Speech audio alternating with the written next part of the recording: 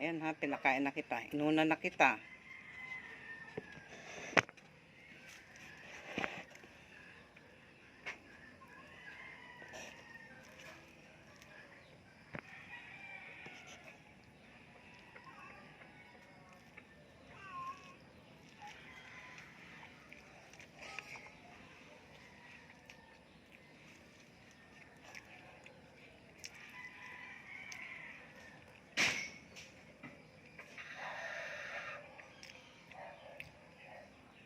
Kain po.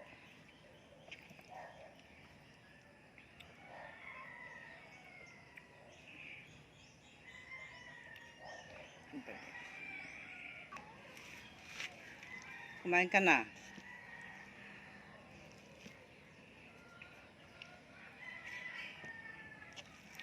Kumusta po kayo?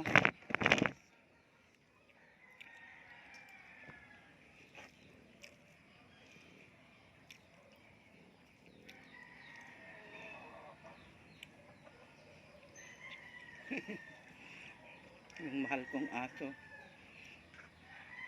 Laging nasa harap ko.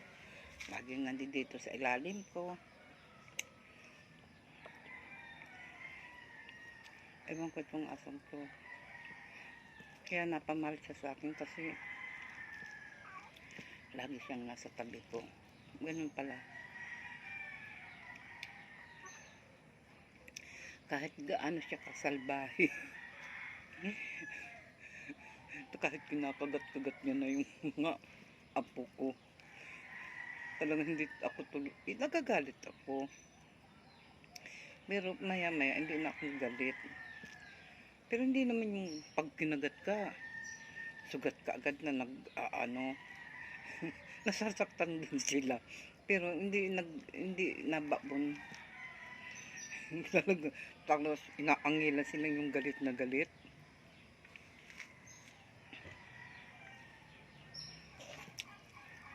Ganyan.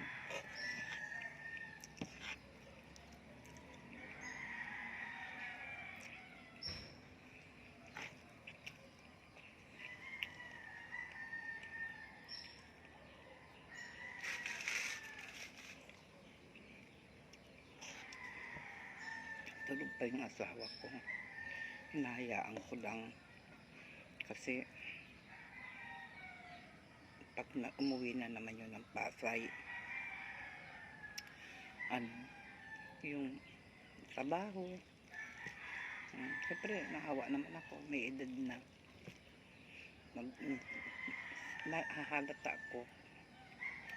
Nahalata ako sa kanya sandali. Noon yung walang ginawa yan, magwalis na magwalis. Hanggang ngayon naman nagwawalis. Ang pagkakaiba lang, yung may na siya, yung gawin mo na ganun. Dati yung gusto kong gawin, minsan ginagawa niya, ikaw na, kaya mo na yan. Ganun siya sa akin ngayon. Noon, pag iniwanan ko, kahit naman ngayon, pag iniwanan ko, magulo ang kusina, lilinisin niya yan, aayusin niya yung mga suka, kung halimbawa nagulo ang suka, yan, aayusin niya yan. Nung nagising ako, maayos yung ganun siya. Pero may nahalata ako sa kanya yung minsan maghapon siya, sigang ngayon hindi na katulad ng dati. Masakit na rin daw yung mga paa niya.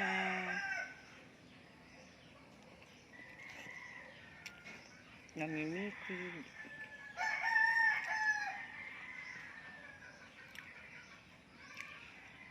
Kaya nga, pag sasabihan ko mga anak ko bilhan ng gatas si papa nila. Kasi dito, pinapagatas ko yan. Wala pala siyang gatas na. Kasi dalawa kami nagkagatas eh. Yung sachet lang naman ang binibili ko.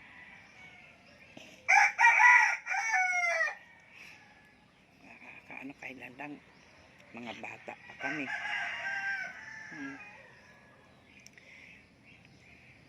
magkaibigan lang po kami ng asawa ko dati. Friendship. Kaya siguro yung dahil magkaibigan kami, kaya siguro tumagal kami. Kahit na nag-aaway kami, kami pa rin. Nauunawa, kilala na namin ang isa't isa. Kaya siya, kahit na galit ako, alam niya maya wala na yung galit ko. Kaya tumagal kami. Saka wala naman siyang ginawang masama sa akin na ako'y pinagbuhatan o pinitik. Pinitik ako.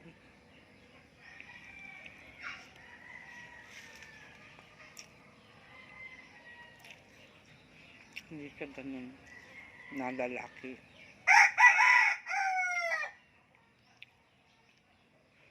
Bakit pa ako hahanap pa ng iba? Bandang huli akong bubugbugin. Siya, pwede ko siyang pitikin, pwede ko siyang suntukin. Pero ang asawa ko hindi gumaganti. Ganun siya kabait. Nasasaktan ko siya. Kasi salbahe ako, matapang ako eh. Pero hindi siya gumanti. Aawatin niya lang ako. Masabi ang tama na.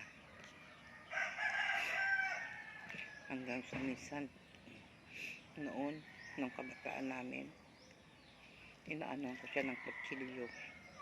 Kaya, bawat away namin, bago kutsilyo. Kasi tinatago niya.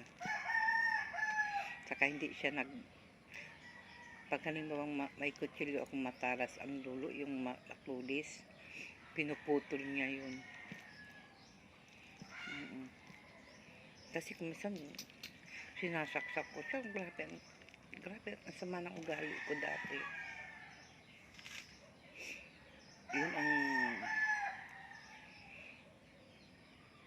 Yun ang napag-anuhan ko.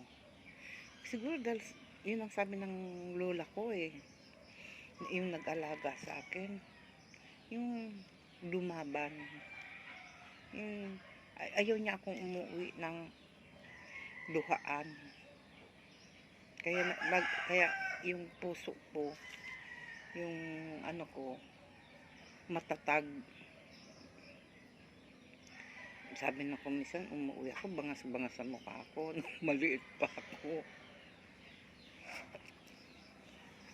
Kahit lalaki, hinamo ko ng suntukan. Ewan ko, tapang ko, maliit ako. Minsan kasama nanay, pupunta kay mama, nun sa lola ko, magsusumbong.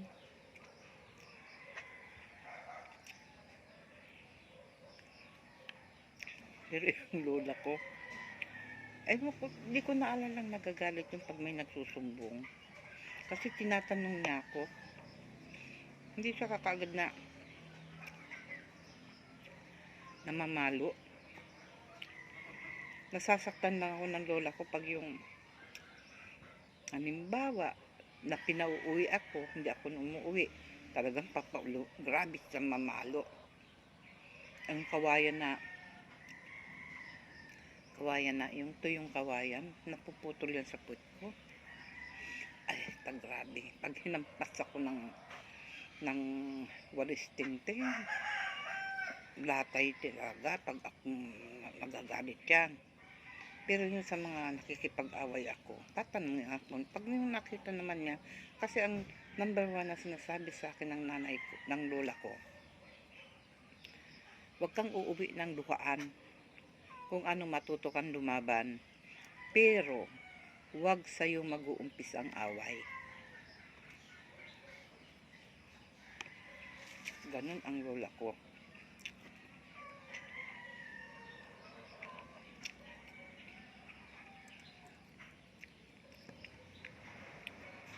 Huwag sa'yo mag-uumpis ang away. Kaya ako, yung mga away-away, Hinihintay ko lang na dumapo ang kamay niya sa katawan ko. Ganyan ako. Hindi ako nag-uumpisa talaga. Yung mag-away, magbunganga, yan. Magsasagot ako. Pero wag mo akong nidampi. Wag mo akong dampian. Mag-uumpisa tayo ng bakbakan.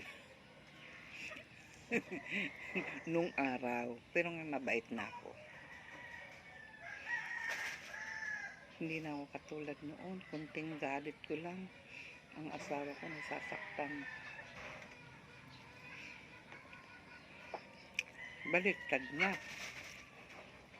Yan ang maingay.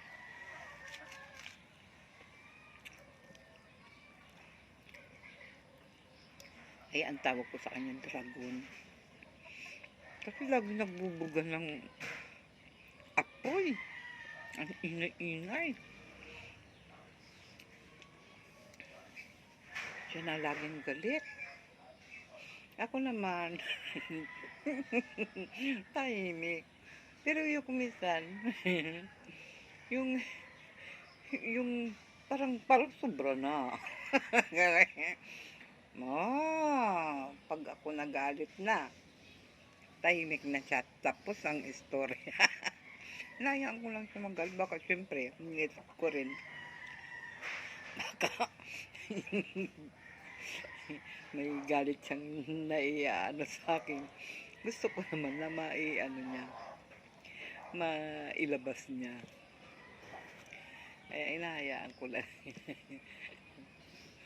Wag nagagalit. Tama na, B. Tama na. Nasakit na ang dibdib ko. Hindi ako makahinga.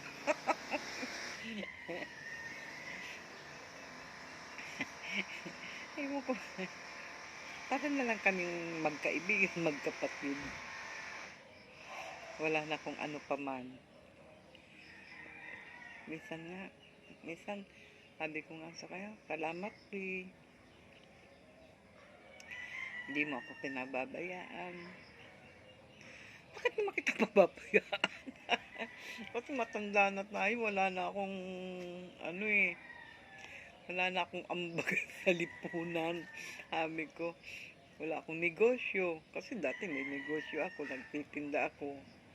Kaya noon siya, wala siyang hanap buhay. Ako, lahat noon. At may tindahan ako kung ano-ano mga ko. Ngayon, sabi naman sa akin, ma, obligasyon ko, buhayin ka, asawa kita. Sabi niya sa akin, akmang padre di pamilya, obligasyon ko kayo, sabi. Naiyak naman ang bibig.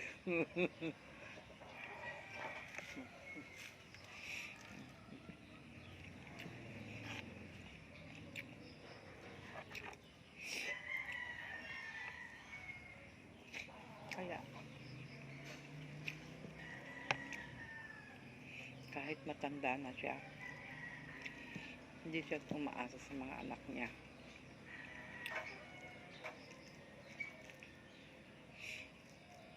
Ako umaasa. Yung ko kasi asa lang yung hindi ako nabigyan. Kasi siyempre kung may mga obligasyon na may mga anak ko. Sumasama ang loob mo. Alam mo naman siyempre may mga bayarin yun. Yung anak ko kasi kung may babayaran, ay kumisan lang kakataon na humihingi ako.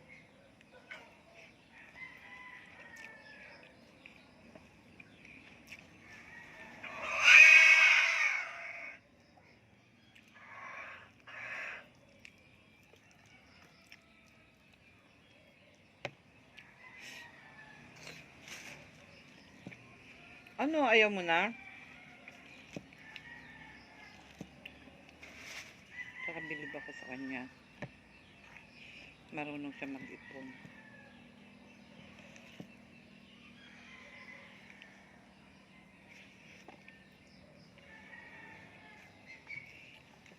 Ito po ang paborito ko. May lamesa naman kami sa loob. Kaya lang dito ako kumakain kasi malapit na lang yung saka maliwanag dito. Nasarahan kasi yung yung bintana ko doon. Kasi nilagay ko doon yung aircon.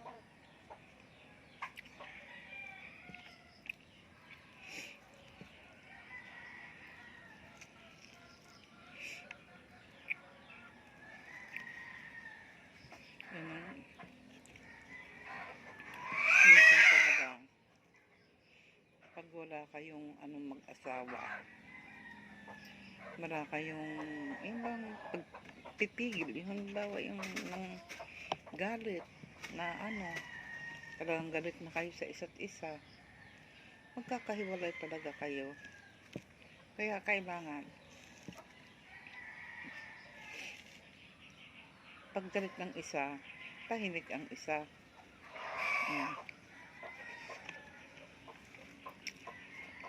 At matuto ko rin magpatawad.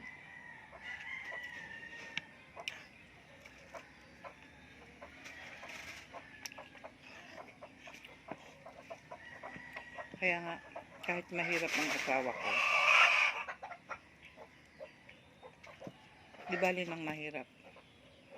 May isang kurot, hindi ako nakurot.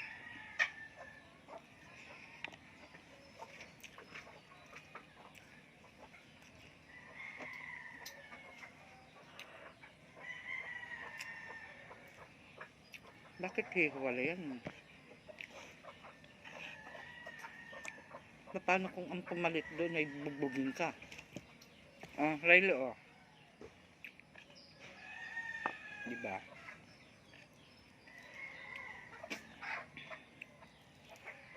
Kaya minsan mag-isip-isip. Raylo,